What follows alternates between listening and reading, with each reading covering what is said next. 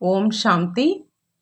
அவ்யக்த முரளி 7/3/1984. அவ்யக்த பாப்தாதா, மதுபன்.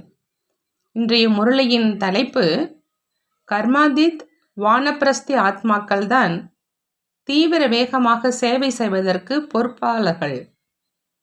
அதாவது கர்ம பந்தனமற்ற நிலையில இருக்கிற ஆத்மாக்கள், சப்தத்திலிருந்து விலகிய நிலையில் இருக்கக்கூடிய ஆத்மாக்கள் தான் தீவிர வேகமாக சேவை செய்வதற்கு பொறுப்பாளர்கள். பாபா சொல்றாங்க, மதுபன் வரதான பூமி, சக்தி நிறைந்த பூமி, சிரேஷ்ட குழுவினருடைய பூமி, சகஜ பரிவர்த்தன பூமி, அனைத்து பிராப்திகளை அனுபவம் செய்விக்கும் பூமி. அந்த மாதிரியான பூமியில அனைவரும் தன்னை சம்பன்னமாக, அதாவது அனைத்து விஷயங்கள்னால நிரம்பியவராக அனுபவம் செய்கிறீங்களா அப்படின்னு பாபா கேட்குறாங்க. ஏதாவது பிராப்தியின்மை இருக்குதா? என்னென்ன அனைத்து பொக்கிஷங்களும் கிடைச்சிருக்குதோ அதை சதா காலத்துக்காக தாரணை செஞ்சிருக்கீங்களான்னு கேட்குறாங்க. இங்கிருந்து சேவை ஸ்தானத்துக்கு சென்று பெரும் வள்ளலாகி இதே சக்திகளை, அனைத்து பிராப்திகளை அனைவருக்கும் கொடுப்பதற்கு பொறுப்பாளராக ஆவேன் என்று அப்படி நினைக்கிறீங்களா? சதா காலத்துக்கும் தன்னை விக்ன விநாசக்கு சமாதான சொரூபமா அனுபவம் செஞ்சீங்களா? தன்னுடைய பிரச்சனையே வேறு, ஆனால் மற்ற ஆத்மாக்களுடைய பிரச்சனைகளுக்கும் சமாதான சொரூபம். நேரத்துக்கு தகுந்த மாதிரி இப்போ பிராமண ஆத்மாக்கள் பிரச்சனைகள்ல வசமாக இருக்கிறதுல இருந்தும் கடந்து சென்றிடணும். பிரச்சனைகளுக்கு வசமாவது குழந்தை பருவம். இப்போ பிராமண ஆத்மாக்களினுடைய அந்த குழந்தை பருவத்தினுடைய காலம் முடிஞ்சிடுச்சு. வாலிப நிலையில மாயாவை வென்றவர் ஆவதற்கான விதி மூலமா மகாவீர் ஆனீங்க, சேவையில சக்கரவர்த்தி ஆனீங்க, அநேக ஆத்மாக்களுக்கு வரமளிப்பவராகி பெரும் வள்ளலாக ஆனீங்க, அநேக விதமான அனுபவம் செஞ்சு மகாரதி ஆனீங்க. இப்போ கர்மாதீத் வானப்பிரஸ்த நிலையில செல்வதற்கான நேரம் சேர்ந்துடுச்சு.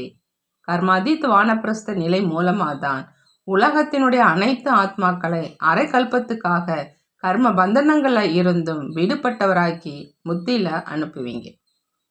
விடுபட்ட ஆத்மாக்கள், அதாவது முக்தியில இருக்கிற ஆத்மாக்கள் தான் ஒரு வினாடியில முக்தியின் ஆஸ்தியை தந்தையிடமிருந்து பெற வைக்க முடியும். பெரும்பான்மையான ஆத்மாக்கள் முக்தியை யாசிப்பதற்காக கர்மாதீத் வானப்பிரஸ்த பெரும் வள்ளல், வரமளிக்கும் வள்ளல் குழந்தைகள் உங்களிடம் வருவாங்க. எப்படி இப்போ உங்களுடைய ஜட விக்கிரகங்களுக்கு எதிரில் சிலர் கோயில்களுக்கு போய் பிரார்த்தனைகள் செஞ்சு சுகம் சாந்தி வேண்டுறாங்க, சிலர் தீர்த்த ஸ்தானத்துங்களில் சென்று வேண்டுறாங்க, சிலர் வீட்டில் அமர்ந்துக்கிட்டே வேண்டுறாங்க. யாருக்கு எந்த அளவு சக்தி இருக்குமோ அதுவரை சென்றடைகிறாங்க. ஆனால் சக்திக்கு ஏற்றபடி பலனை பிராப்தி செய்கிறாங்க. சிலர் தூர இடத்துல அமர்ந்து கொண்டும் உள்ளபூர்வமாக செய்கிறாங்க. மேலும் சிலர் மூர்த்தியினுடைய எதிரில் தீர்த்த ஸ்தானங்கள் மற்றும் கோயில்களில் சென்றும் வெளி பகட்டளவில் செய்கிறாங்க, சுயநல வசமாகி செய்கிறாங்க. அந்த அனைத்து கணக்கினுடைய அனுசாரம் எப்படி காரியமோ, எப்படி பாவனையோ அப்படி பலன் கிடைக்கிது. அதே மாதிரி இப்போ நேரத்துக்கு ஏற்ற மாதிரி சைத்தன்ய பெரும் வள்ளல், வரமளிக்கும் வள்ளல் மூர்த்திகள் உங்களினுடைய எதிரில் பிரார்த்தனை செய்வாங்க. சிலர் சேவை ஸ்தானம் அப்படிங்கிற கோயிலில் செல்வாங்க, சிலர் மகான் தீர்த்த ஸ்தானம் மதுபன் வரை வருவாங்க. மேலும் சிலர் வீட்டில் அமர்ந்து கொண்டு காட்சிகளை பார்த்து தெய்வீக புத்தி மூலமா பிரத்யட்சத்தினுடைய அனுபவம் செய்வாங்க. எதிரில் வரல அப்படின்னாலும் அன்பு மற்றும் திட எண்ணத்தோடு பிரார்த்தனை செய்வாங்க. மனதால சைத்தன்ய பரிஸ்தாக்கள் உங்களை ஆவாகனம் செஞ்சு முக்தியினுடைய ஆஸ்திக்கான அஞ்சலி கேட்பாங்க. குறைந்த காலத்தில் அனைத்து ஆத்மாக்களை ஆஸ்தி பெற வைக்கும் காரியம் அதிவேகத்தில் செய்ய வேண்டியதாக இருக்கும். எப்படி விநாசத்துக்கான சாதனம் மிகவும் நுட்பமாக இருக்கிறதுனால அதிவேகத்தில் முடிப்பதற்கு பொறுப்பாளர் ஆகும், அதே மாதிரி பெரும் வள்ளல், வரமளிக்கும் வள்ளல் ஆத்மாக்கள் நீங்கள் தன்னுடைய கர்மாதீத்து பரிஸ்தா சொரூபத்தினுடைய சம்பூர்ண சக்திசாலியான சொரூபம் மூலமா அனைவரினுடைய பிரார்த்தனையின் பலனா முக்தியினுடைய ஆஸ்தியை பெற வைப்பீங்க.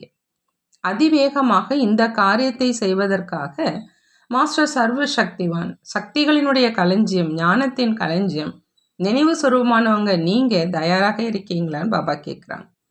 விநாசத்தினுடைய இயந்திரம் மற்றும் வரதானத்தினுடைய இயந்திரம் இரண்டும் அதிவேகத்தில் சேர்ந்தே இயங்கும். நீண்ட காலமா, அதாவது இப்போதிலிருந்தே எவரடி அதிவேகம் உள்ளவராக கர்மாதீத்து சமாதான சொரூபமாக எப்பொழுதும் இருப்பதற்கான பயிற்சி செய்யல அப்படின்னா அதிவேகத்தினுடைய நேரம் கொடுப்பவராக ஆவதற்கு பதிலாக பார்ப்பவராக ஆக வேண்டியதாக வரும்.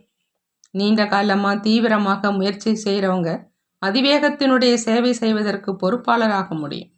இதுதான் வானப்பிரஸ்த, அதாவது அனைத்து தடைகள்ல இருந்து விடுபட்ட, விலகி இருக்கும் மற்றும் தந்தையுடன் சேர்ந்து அதிவேகமாக சேவையினுடைய பிரியமான நிலை.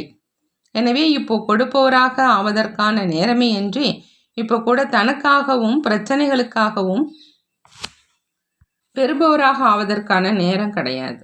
தன்னுடைய பிரச்சனைகளுடைய குழப்பத்தில் வருவது இப்போ அந்த நேரம் கடந்து போயிடுச்சு.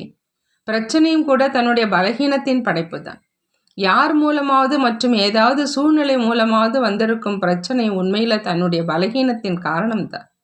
எங்கு பலகீனம் இருக்குமோ அங்கே நபர் மூலமாக சூழ்நிலை மூலமாக பிரச்சனை தாக்குதல் செய்யும். ஒருவேளை பலகீனம் இல்லை அப்படின்னா பிரச்சனை தாக்காது. வந்திருக்கும் பிரச்சனைக்கு பதிலாக சமாதான ரூபத்தில் அனுபவியாக ஆகும். இது தன்னுடைய பலகீனத்தினால உருவாக்கி இருக்கும் மிக்கி மவுஸ். இப்பொழுதும் நீங்கள் அனைவரும் சிரிக்கிறீங்க. மேலும் எந்த நேரம் வருதோ அந்த நேரம் என்ன செய்கிறீங்க? நீங்களே மிக்கி மவுஸாக ஆயிடுறீங்க. அதனோடு விளையாடுங்க, மற்றபடி பயப்படாதீங்க. ஆனால் இதுவோ குழந்தை பருவத்து விளையாட்டு. ஆகினால இதை உருவாக்காதீங்கிறாங்க பாபா. நேரத்தையும் இழக்காதீங்க. இதை விட்டும் விலகிய நிலையான வானப்பிரஸ்தியாக ஆயிடுங்கிறாங்க பாபா. புரிந்ததா அப்படின்னு கேட்குறாங்க. நேரம் என்ன சொல்லுது? தந்தை என்ன சொல்கிறாங்க? இப்போ கூட பொம்மைகளுடன் விளையாடுவது பிடிச்சிருக்குதா அப்படின்னு பாபா கேட்குறாங்க. எப்படி கலியுகத்தினுடைய மனித படைப்பு கூட என்னவாக ஆயிடுச்சு?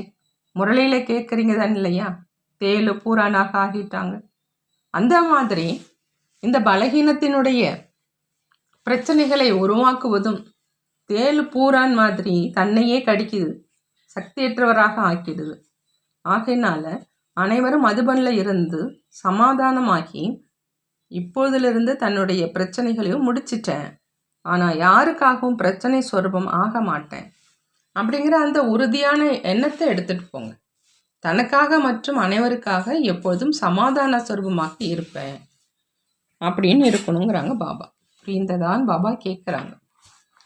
இவ்வளவு செலவு செஞ்சு கடுமையாக முயற்சி செஞ்சு இங்கே வரீங்க அப்படின்னா கடின முயற்சிக்கான பலனா இந்த உறுதியான எண்ணம் மூலமாக சகஜமாக எப்பொழுதும் கிடைச்சிக்கிட்டே இருக்கும்.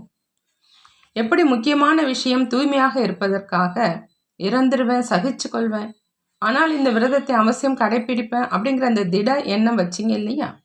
கனவிலும் அல்லது எண்ணத்தில் கூட ஒருவேளை கொஞ்சமாவது தடுமாற்றம் இருக்குது அப்படின்னா அதை பாவம் அப்படின்னு நினைக்கிறீங்க இல்லையா? அதே மாதிரி பிரச்சனை சொரூபமாக ஆவது அல்லது பிரச்சனைக்கு வசமாகி விடுவது அப்படிங்கிற இதுவும் பாவ கணக்கு. பாவத்தினுடைய விளக்கத்தை தெரிஞ்சிருக்கீங்க. எங்கு பாவம் இருக்குமோ அங்கு தந்தையினுடைய நினைவு இருக்காது, துணை இருக்காது. பாவம் மற்றும் தந்தை இரவு மற்றும் பகல் மாதிரி. அதனால தான் எப்போ பிரச்சனை வருதோ அந்த மாதிரி நேரத்தில் தந்தை நினைவில் வராங்களா, நினைவு விலகிடுதா இல்லையா? பிறகு எப்போ நொந்து போகிறீங்களோ அப்போ தந்தையினுடைய நினைவு வருது. மேலும் அதுவும் பக்தனினுடைய ரூபத்தில் நினைவு செய்கிறீங்க, அதிகாரியினுடைய ரூபத்தில் இல்லை. சக்தி கொடுங்க, ஆதரவு கொடுங்க, கடந்து விட செய்யுங்க என்றெல்லாம் சொல்கிறீங்க. அதிகாரியினுடைய ரூபத்தில், துணைவனுடைய ரூபத்தில் சமமானவராகி நினைவு செய்யறது இல்லை. ஆகினால இப்போ என்ன செய்யணும் அப்படின்னு புரிந்ததான் பாபா கேட்குறாங்க. நிறைவு விழாவை கொண்டாடணும் இல்லையா? பிரச்சனைகளுக்கான முடிவு விழாவை கொண்டாடுவீங்க இல்லையா? அல்லது நடனம் மட்டும் ஆடுவீங்களான்னு பாபா கேட்குறா. நல்ல நல்ல நாடகம் நடத்துகிறீங்க, இப்போ இந்த நிகழ்ச்சியை செய்யுங்க. ஏன்னா இப்போ சேவைக்கு அதிக நேரம் தேவையாக இருக்குது. அங்கே கூக்குரலிட்டு அழைச்சிட்ருக்கிறாங்க, மேலும் இங்கு நிலை குலைந்து போய் கொண்டு இருக்கிறாங்க. இதுவும் நல்லது இல்லை தான் இல்லையா? நல்லது இல்லை இல்லையா? அவங்க வரமளிக்கும் வள்ளலே, பெரும் வள்ளலே அப்படின்னு சொல்லி நினைவு செஞ்சிட்ருக்கிறாங்க. நீங்கள் மூட் ஆஃப் ஆகி அழுதுட்ருக்கீங்க அப்படின்னா எப்படி பலன் கொடுப்பீங்க? அவர்களிடம் உங்களுடைய சூடான கண்ணீர் சேர்ந்துடும். அவர்களும் பயந்துக்கிட்டே இருப்பாங்க. ஆகையினால இப்போ நான் பிரம்மா பாபாவோடு சேர்ந்து இஷ்ட தேவன், பூஜைக்குரிய ஆத்மா அப்படின்னு நினைவு செய்யுங்கிறாங்க பாபா. எப்பொழுதும் நீண்ட காலமாக தீவிர முயற்சி செய்கிறவங்களுக்கு, தீவிர வேகத்தினுடைய சேவைக்காக எவரடியாக இருக்கும் குழந்தைகளுக்கு, எப்பொழுதும் உலகை மாற்றம் செய்பவராக இருப்போரிலிருந்து பிரச்சனைகளை பரிவர்த்தனை சமாதான சுரூப குழந்தைகளுக்கு எப்பொழுதும் இரக்க மனமுடையவராகி பக்த ஆத்மாக்களின் மற்றும் பிராமண ஆத்மாக்களின் அன்புக்குரிய மற்றும் சகயோகியாக இருக்கும் சிரேஷ்ட ஆத்மாக்களுக்கு எப்பொழுதும் பிரச்சனைகள்லேருந்து விலகி இருக்கக்கூடிய கர்மாதீத் வானப்பிரஸ்த நிலையில் இருக்கக்கூடிய சம்பன்ன சொர்ம ஆத்மாக்களுக்கு பாப்தாதாவினுடைய அன்பு நினைவுகள் மற்றும் நமஸ்காரம் செய்கிறாங்க. நாமும் பாப்தாதாவுக்கு அன்பு நினைவுகள் மற்றும் நமஸ்காரம் செய்வோம். நியூயார்க் பார்ட்டியோட அவ்யக்த பாப்தாதா சந்திக்கிறாங்க. நீங்கள் அனைவரும் தன்னை தந்தையினுடைய விசேஷ ஆத்மாக்கள் அப்படின்னு அனுபவம் செய்கிறீங்களான்னு அவங்கள்ட்ட கேட்குறாங்க பாபா. எப்படி தந்தை எப்பொழுதுமே சிரேஷ்டமாக இருக்கிறாங்க, அதே மாதிரி குழந்தைகள் நாங்களும் தந்தைக்கு சமமாக சிரேஷ்டமானவங்க அப்படிங்கிற இந்த குஷி எப்பொழுதுமே இருக்குதான்னு கேட்குறாங்க. இந்த நினைவு மூலம் எப்பொழுதுமே ஒவ்வொரு காரியமும் இயல்பாகவே சிரேஷ்டமாயிடும். எப்படி எண்ணம் இருக்குமோ அப்படி காரியம் இருக்கும். நீங்கள் எப்பொழுதும் நினைவு மூலமாக சிரேஷ்ட நிலையில் நிலைச்சிருக்கும் விசேஷ ஆத்மாக்கள் எப்பொழுதுமே தன்னுடைய இந்த சிரேஷ்ட ஜென்மத்தின் குஷிகளை கொண்டாடிக்கிட்டே இருங்க. அந்த மாதிரியான சிரேஷ்ட ஜென்மம் எதில் நீங்கள் பகவானுடைய குழந்தைகளாக ஆகிட்டீங்களோ அந்த மாதிரியான ஜென்மம் முழு கல்பத்திலுமே இருக்காது அப்படின்னு பாபா சொல்கிறாங்க. 5000 ஆண்டுகளில் இந்த நேரம் மட்டும்தான் இந்த ஆன்மீக ஜென்மம் கிடைக்கிது. சத்தியுகத்தில் கூட ஆத்மாக்களினுடைய பரிவாரத்தில் வருவீங்க. ஆனால் இப்போது பரமாத்மாவனுடைய குழந்தை ஆகினால இதே விசேஷத்தை எப்போதும் நினைவில் வைக்க சொல்கிறாங்க பாபா. நான் பிராமணன், உயர்ந்ததிலும் உயர்ந்த தர்மம், காரியம் மற்றும் பரிவாரத்தை சேர்ந்தவன் அப்படிங்கிற இந்த இதே நினைவு மூலம் எப்பொழுதும் ஒவ்வொரு அடியிலும் முன்னேறி சென்று கொண்டே இருங்க. முயற்சி செய்வதனுடைய வேகம் எப்பொழுதுமே தீவிரமாக இருக்கட்டும். பறக்கும் கலை எப்பொழுதுமே மாயாவை வென்றவராக மற்றும் பந்தனமற்றவராக ஆக்கிடும். எப்போ தந்தையை தன்னுடையவராக ஆக்கிட்டீங்க அப்படின்னா இன்னும் வேறு என்ன தான் இருக்குது? ஒன்றுதான் மிச்சம் இருந்தது இல்லையா? அந்த ஒன்றில் தான் அனைத்தும் அடங்கியிருக்கு. ஒருவரின் நினைவில் ஒருவரின் ரசனை அப்படிங்கிற அந்த நிலையில் நிலைத்திருக்கிறதுனால சாந்தி, சக்தி மற்றும் சுகத்தினுடைய அனுபவம் ஆகிட்டே இருக்கும். எங்கு ஒன்று இருக்குதோ அங்கு நம்பர் 1 இருக்கும். அப்படி நீங்கள் அனைவரும் நம்பர் 1 தான் இல்லையான்னு பாபா கேட்குறாங்க. ஒருவரை நினைவு செய்வது சுலபமா அல்லது அநேகர்களை நினைவு செய்வது சுலபமா? தந்தை இந்த பயிற்சியை மட்டும்தான் செய்விக்கிறார், வேறு ஒன்றும் கிடையாது. 10 பொருட்களை தூக்குவது சுலபமா, ஒரு பொருளை தூக்குவது சுலபமா அப்படின்னு பாபா கேட்குறாங்க. புத்தி மூலமாக ஒருவருடைய நினைவிலேயே இருப்பது ரொம்ப ஈஸி. அநேகனுடைய லட்சியம் மிக நல்லதாக தான் இருக்குது. லட்சியம் நல்லதாக இருக்குது அப்படின்னா லட்சணம் நல்லதாக ஆகிட்டே இருக்கும் அப்படிங்கிறாங்க பாபா. நல்லது. பாபா வரதானம் கொடுக்குறாங்க. எண்ணம் மற்றும் சொல்லின் ஒருங்கிணைப்பு மூலமாக மந்திர காரியம் செய்யக்கூடிய புதுமை மற்றும் விசேஷம் நிரம்பியவர்களாக ஆகுக. புதுமை மற்றும் விசேஷம் நிரம்பியவராக ஆகணும் அப்படின்னா பாபா சொல்கிறாங்க, எண்ணம் மற்றும் சொல்லினுடைய ஒருங்கிணைப்பு மூலமாக மந்திர காரியம் செய்யணும். எண்ணம் மற்றும் சொல்லின் ஒருங்கிணைப்பு மந்திர சக்தியின் காரியம் செய்து இதன் மூலமாக குழுவின் சின்ன சின்ன விஷயங்கள் நீங்கள் நினைச்சிங்க அப்படியே நடந்தது அப்படின்னு மந்திரம் போட்டது போல முடிவடைஞ்சிடும். மனதால் சுப பாவனை மற்றும் சுப ஆசீர்வாதங்கள் கொடுப்பதனாலேயே பிஸியாக இருந்தீங்க அப்படின்னா மனதினுடைய குழப்பம் முடிவடைஞ்சிடும். முயற்சி செய்யறதுல ஒரு பொழுதும் மனமுடைஞ்சு போக மாட்டீங்க. குழுவில் ஒரு பொழுதும் பயப்பட மாட்டீங்க. எண்ணம் சொல்லல் இணைந்து சேவை செய்யறதுனால விஸ்தாரமான மார்க்கத்தின் சேவையின் பிரபாவத்தை பார்ப்பீங்க.